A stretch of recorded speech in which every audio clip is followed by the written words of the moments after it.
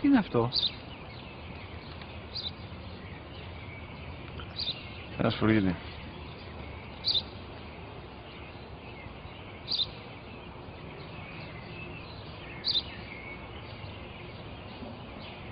Τι είναι αυτό? Μόλις τώρα στο πατέρα, σφουργίτη είναι.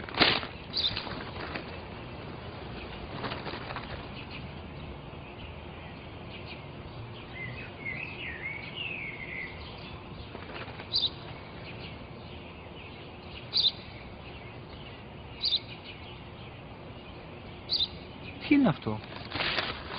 Ένα σπουργίτη είναι, πατέρα. Ένα σπουργίτη. Σπου-γι-τι!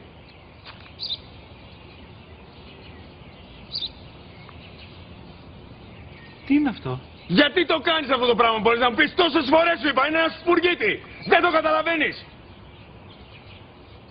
Πού πας?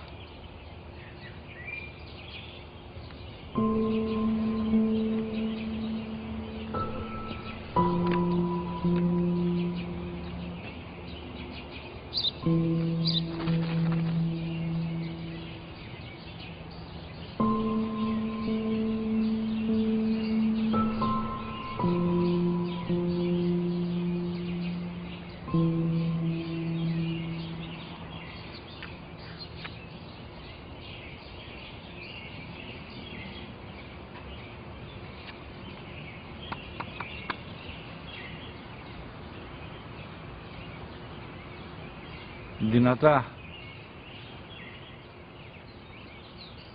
Σήμερα ο μικρός μου γιος που πριν λίγες μέρες έκλεισε τα 3 καθόταν μαζί μου έξω στο πάρκο όταν ένας σπουργίτη ήρθε και κάθισε απέναντί μας.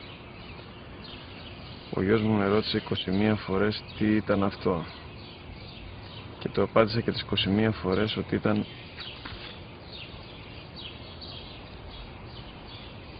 ένα σπουργίτη.